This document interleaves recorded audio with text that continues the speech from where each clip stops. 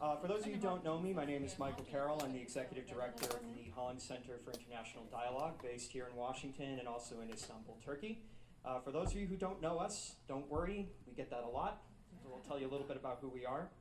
The Holland Center is a nonprofit organization founded here in the United States, dedicated to fostering understanding between Muslim-majority nations and the U.S., and in service to that mission, we host a number of programs, starting with our signature dialogue programs, small grants, as well as programs like the one you're at here this evening.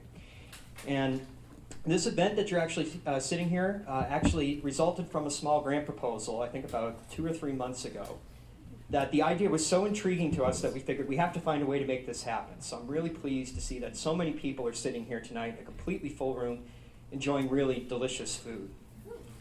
One of the things that one of our initiatives of late has been cultural heritage preservation. And when I speak about cultural heritage preservation, I'm not just talking about artifacts or archaeological sites, but also a lot of the daily culture, the daily tangible things that we do, and in this case it would be food. In particular, my hope tonight is, while we're all enjoying this food, is when we think about cultural heritage, which is in danger in so many places right now, where people are in danger, and particularly right now also in this country in a climate where there's a lot of misunderstanding about the value that immigrants bring to our culture here at home. I'm hoping that through this delicious food this evening that we all take a moment to realize a lot, not in addition to the commonalities that we all share around the table, we also have many distinct differences as well. And so I'm hoping you really enjoy this evening's program, as well as, I haven't eaten yet, so I keep talking about it. There are a lot of people actually to thank this evening. This is an effort that took many people to actually get off the ground, starting with Dolly Mortada and Lauren Bond, who actually designed the small grant that actually kind of initialized this idea, and they did a similar event in Boston last night. Another organization, Brand Truth. Our partner here is Al Schaefer, and also Culinary Backstreets. I know nothing about food. He knows everything about food, so thankfully. Also like to thank, he's not standing here right now, but Michael Costa, the head chef of Zetania, who donated all of the ingredients, donated kitchen time today, made it possible for all of the meal that you're having right now. We have speakers here tonight. We're going to be talking on multiple things. Nadia Alawa from Nuday, Syria. Ahmad Bitar, who's both a journalist and helping to translate this evening. And Joanna Menison Foreman, who's a scholar in residence at American University. But last but not least, I'd like to thank our chef this evening, an individual who came a very long way and then agreed graciously to come a little bit further to serve us all here this evening. And that's Mahmoud Al Hazaz, or Mahmoud Al Hazaz.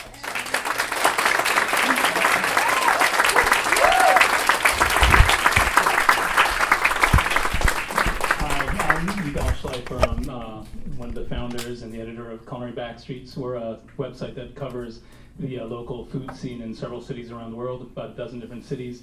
We also do narrative-driven food tours in these cities.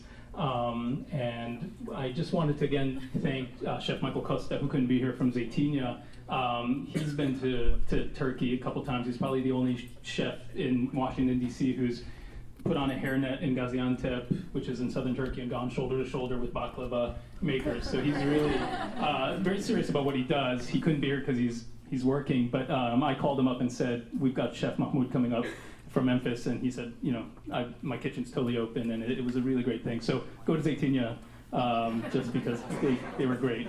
One of the things we've been thinking about over at Culinary Backstreets is this idea of food as cultural heritage, and really what happens when a kitchen goes into exile, when culinary heritage, when bearers of that heritage have to leave, and what kind of hole does that sort of open up in a country's soul when all this knowledge departs? And how do you rebuild that in other places? And on the one hand, it seems really easy. You just need your memory of some recipes and maybe a new set of cookware, but it's harder than that. And that's one of the things we've really been interested in exploring, and that's something we've been doing together with Dahlia and Lauren on a project on our site, the Syrian Kitchen in Exile, where they've done this incredible series, 5-part series that I encourage all of you to read, about a institution called Salura. It's a desserts and sweets 150-year-old institution from Syria that's relocated completely to Istanbul. And they've done an amazing series looking at how this place moved from Syria to Istanbul, how the workers there have been dealing with it, followed a bunch of them on their way to Germany. It's really quite amazing and covers these issues so nicely. So I wanted to use that as a way of introducing Dalia, who's going to take things from here and tell you a bit more about her own work on this issue.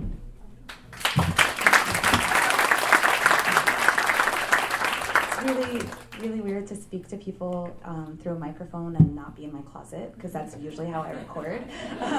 So bear with me. I'm not used to seeing this many faces. It's usually my shirts. Thank you guys so much for coming. It's so wonderful to see so many people enjoying this food. And also thank you guys so much for all of your support and for really believing in this vision and this project, because it's been a journey. Basically, the whole reason why this started was because I grew up in a Syrian household and always identified as Syrian, even though I was raised mostly in the U.S., because my mom cooked a lot of Syrian food. My mom's here.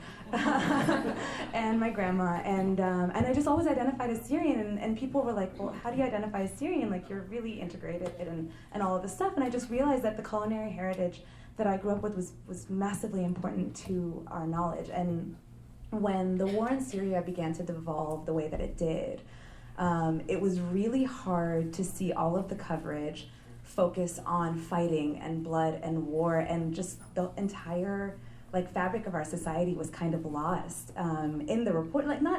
Through no one's fault. I mean, this stuff is important, but we lost so much of the knowledge that we could have shared, like a lot of our cultural heritage, a lot of our the stuff that you like to read about, the feel-good stuff, just wasn't being talked about. And it's not always, it's not always blood, it's not always war. We have so much more to offer, and this is in every society. And so that was basically the seed of what this project is, of the Syrian Kitchen in Exile with culinary backstreets of Savoring Syria, and this event series that we hope to launch. And through that, and through funding with the Halling Center, I was able to travel around the U.S. and meet some recently resettled Syrian refugees, including Mahmoud, who came over from Jordan in December with his family. He has 4 beautiful kids, really gorgeous kids, really wonderful children, and his wonderful wife. And Mahmoud has always traveled to pursue his career in food since he was 13 years old. And so he's been cooking for a really long time. And so I'd seen this video on UNHCR, and he basically said, I'm coming to the US, and I really want people to know that we are people of peace, and we have this beautiful culture to offer. And I really want people to come, I want to bring people together through my food.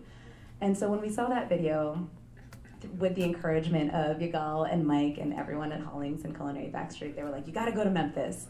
So I went to Memphis and spent 4 days there with him as he prepared, catering for 200 people out of his kitchen. Some of the best Syrian food I've ever tasted. And we decided that we needed to bring him up here to just show what it is that we do. So without further ado, I would like to introduce Mahmoud and Ahmed, who is also a recently resettled refugee. He came about 3 years ago. He can explain that, but he came about 3 years ago. He works as a journalist and a translator, and has been so helpful with delivering Mahmoud's message, and is going to continue being that helpful right now. So, thank you so much.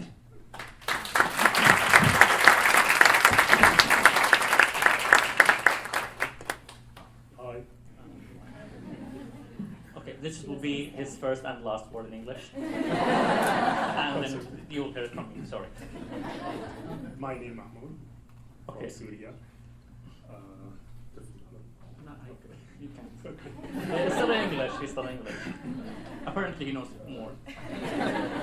Okay. Since he was a child, I learned how to cook. I loved that, and I kept working in cooking and stuff. This happened when I was in Syria, of course. I learned how to cook. Then I traveled to Lebanon. I stayed 13 years there in Lebanon, in Beirut. استقليت رجعت على سوريا فتحت مطعم. Then I returned to Syria and opened a restaurant. وبعدين صار في حياة مسوية بسوريا ورجعت الأردن. Then things become bad in Syria, and I went to Jordan. وبعدين جبنا دعوة على أمريكا هجرة.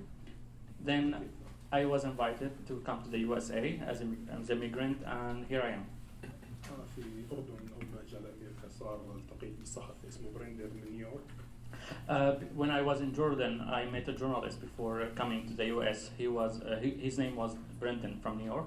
حكى لي إنه إذا بدك تطلع على أمريكا شو لازم تعمل أنت بالطبخ أمريكي شو بدك تسوي تعمل موس مثلا. He told me about what should I do if I come to the USA in terms of providing food and serving people my stuff. حكيت له أنا بدي أعطي الأمريكان فرجي الأمريكان الأكل العربي فرجي الثقافي تبعنا في عنا أكل في عنا خبرات.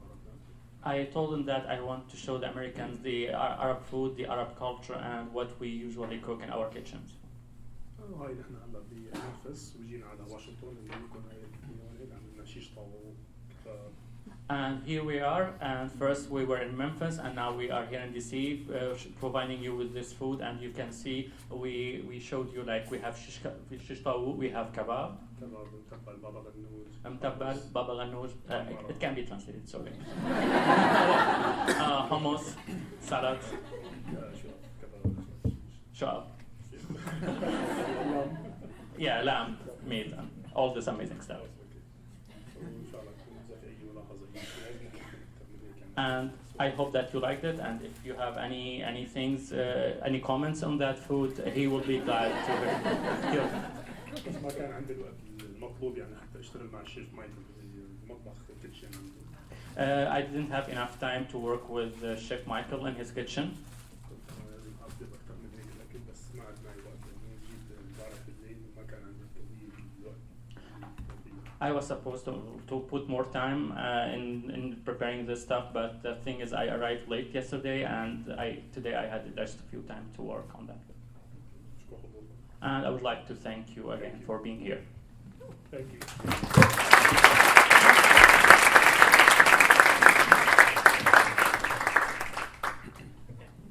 Okay, now I'm talking about myself, just in case. So when I say I, it means me.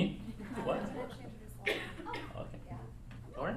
Hi, I'm Lauren, but we're just going to have kind of like a casual dinner table style conversation. So we'll have each speaker speak a little bit about the work they're doing with Syrian refugees and food. So Ahmed, take it away. Thank you, Lauren. And we have... Okay. Good evening, everybody. My name is Ahmed. As you can see, I'm a professional translator and also a journalist back then when I was in Syria. I arrived 3 years ago to DC, where I'm now working for a couple of agencies as a freelance translator like Netflix, Human Rights Watch, and so. I came in fellowship, and finally I fell in love in DC and decided to stay here. When Nadia talked to me about saying about things about food, she said, "We have this evening, and we would like you to talk about food." I remembered one small thing. In Syria, we entered Guinness in two things: singing and food. We don't have athletes, we don't have strange people, we don't have anything unusual. We have good food. We entered Syria, we entered Guinness by having the long sikh kebab, long salads, and a couple of other meals, until the Lebanese found out that suddenly they have salads and they tried to steal that from us. So they tried to take a couple of our dishes, but we have the same. We have still a couple of meals in our name. So. As a Syrian, she said, Lauren, I just met Lauren. She's an amazing person. And she asked me, do you miss anything here in DC? I said, no. She said, how come? Don't you miss food? No, I can cook everything. Thing is, in Syria, we are very rooted to our culture in a way or another. We love being here, I think, Mahmoud and I. We love being here in the US. We feel welcomed and we feel like home now.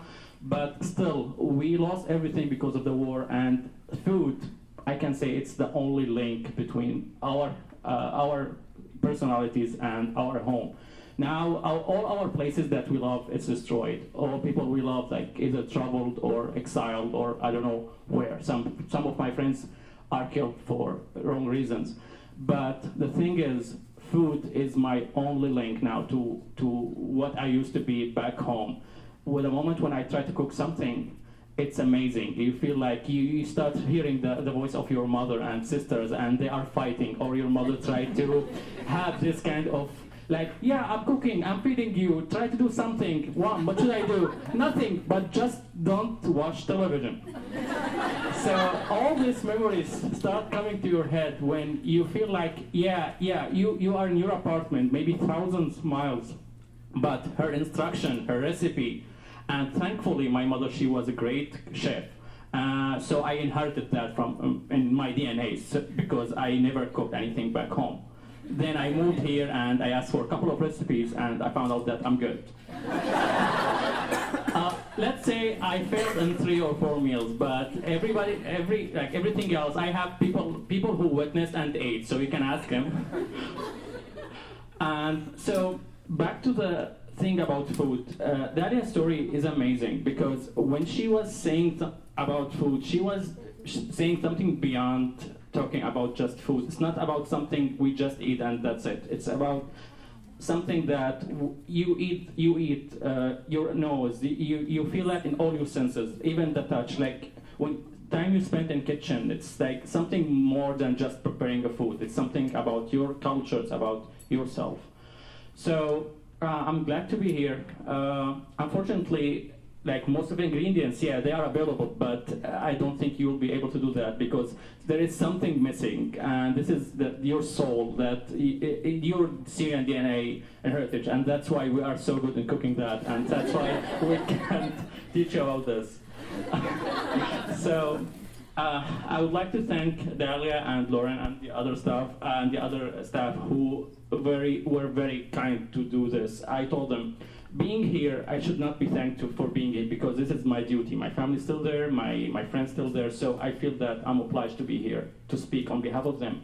But for you, for the organizers, for people who knows nothing about Syria and they found out by accident because of the war, these kind of actions, these kinds of initiatives to help people that you have never met, and maybe few people just knew who was Syrians and who were what we did in the past, just few, and yet you tried and you come here and you try to help us by any other way. So here we are, Mahmoud and I and other Syrians. We don't look dangerous. It's not like because we are in the age of 18 and 42, we consider a threat. As many politicians said about us, like he is a male between 18 and 42 years old, he can be a threat.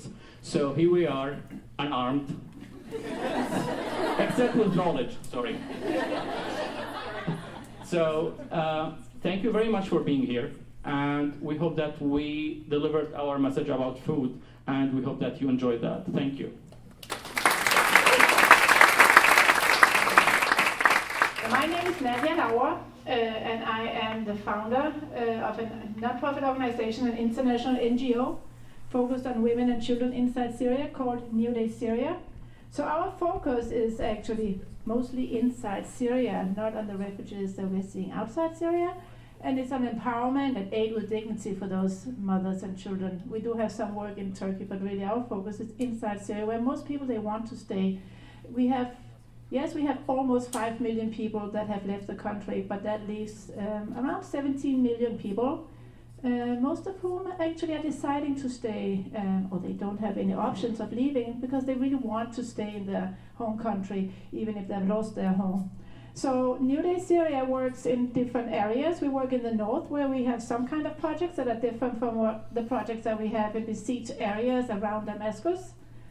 And I don't want to dwell too much about what we're doing, but I want you all to actually remember that there's always something you can do as an individual, and I definitely encourage you to check out what Nuday Syria does. Our motto is one person at a time, one humanity closer.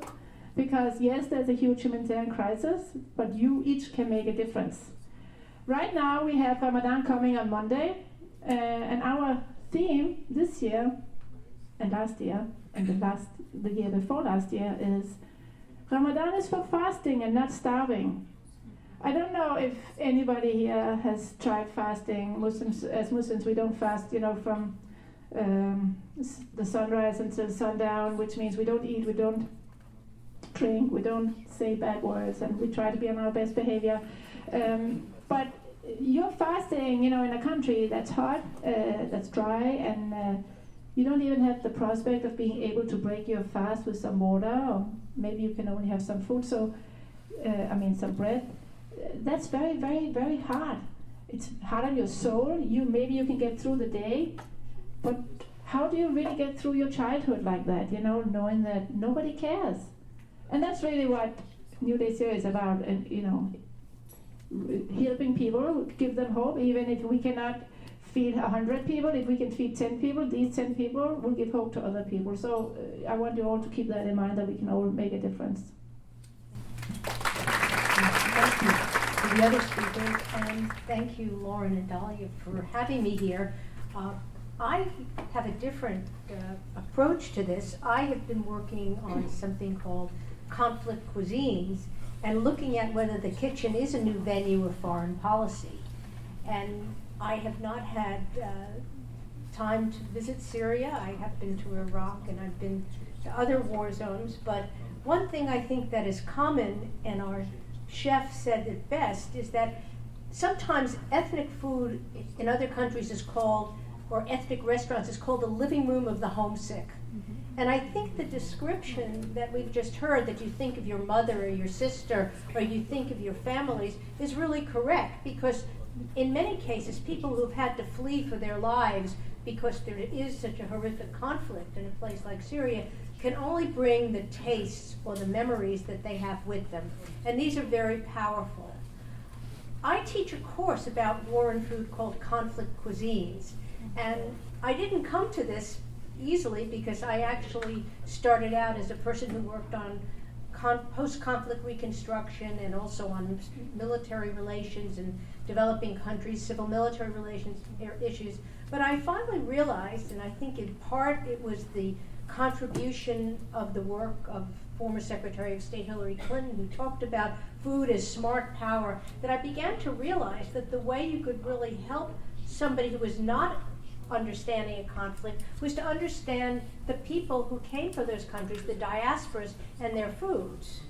And I put together this course about war and peace around the dinner table, thinking it would be a one-time effort.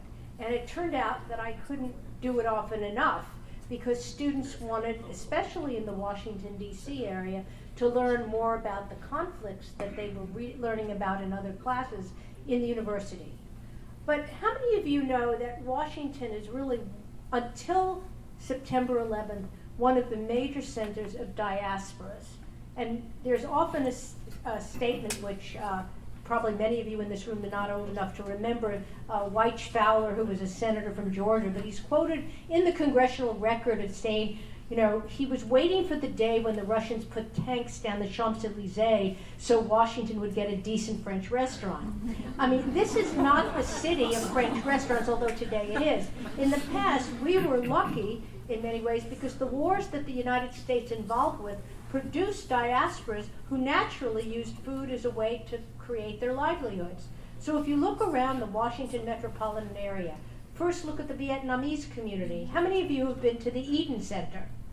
All right, so you know that we have one of the largest diaspora of Vietnamese. By the way, they still fly the South Vietnamese flag in the Eden Center, so somebody has to update them. But we had the Vietnamese here after 1975 with the peace accord. Then the Afghans started to come, not from this Afghan war, but in 1979 when the Russians invaded, and we had a lot of Afghan citizens come here to Washington, D.C. Then, of course, we had the Ethiopians who started fleeing from Ethiopia as the country broke down, the communist government, the Derg, came in, and we had one of the largest populations of Ethiopian diaspora. I think there are more than 250,000, according to the Migration Policy Institute in the metropolitan area. And it's a community that has flourished. And then we had, of course, the Central American wars, where we began to get El Salvadorians first who got temporary protective status, and then we had Guatemalans and Nicaraguans. And we are, in terms of culture, not only beneficiaries of this rich Central American heritage, but also their cuisine. I mean, I'm sure all of you have eaten a pupusa and enjoyed it. And I'm sure all of you now know about Nicaraguan tamales. But the point is, many of the things that we have in the Washington area are, in fact, an indirect result and a direct result of conflict. One of the things that led me also to this class, aside from the idea that we were using food as a tool of diplomacy, was that after September 11th, we closed our door to many immigrants, some for good reasons and some for not so rational reasons. But one of the sad parts, I think, in terms of culinary expansion, is that Washington doesn't have a lot of Syrian restaurants because we don't have a lot of Syrian refugees. We don't have a lot of Iraqi restaurants because we haven't had a lot of Iraqis come into the United States. This means that there are restaurants, but not in the numbers that we usually associate a diaspora population. And so this is something that I think is very interesting because I see the diaspora chefs, such as the one, our talented chef tonight, as ambassadors for their culture. They offer something that not only is a means of livelihood, but a conveying of the love of that food and that culture. Dalia, you wrote something very interesting, I think, in one of the discussions about the Gaziantep, which I did not know, in that it was a culinary center. It was not only a place, I had only heard it as a refugee center, but it's one of the great culinary centers of Turkey. And so a lot of the traditions there are extremely important, and I also think it's interesting because food has no borders, even though that is a legal border between two countries, in that while the food is very similar, Turkish food and Syrian food have different names for many of the same dishes. There are many movements in the world that are looking at food as a borderless global phenomenon. And I think what we see here tonight, and I'm not going to use all my time to talk, is that we have an opportunity where something that is so globalized as cuisine can help create an environment that is not conflicted and a means to talk about some of the most terrible, serious problems in the world. And we know how many people have fled Syria. We hear the stories daily of the tragedies, of the people who are lost at sea, of the people who want freedom.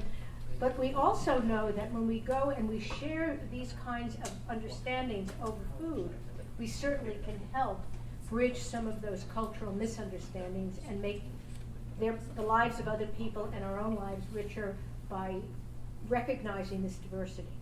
So I won't spend a lot of time, except I really want to thank Laura and Dalia and the Holling Center for their generosity here tonight, because I hope you do many more of these. I've learned over the years as I've worked on the kitchen as a new tool of foreign policy that nobody ever leaves a meal angry when they do this. And I think that's the first step, whether it's in Washington, D.C. in the communities or with the beleaguered people of Syria. So thank you for having me tonight.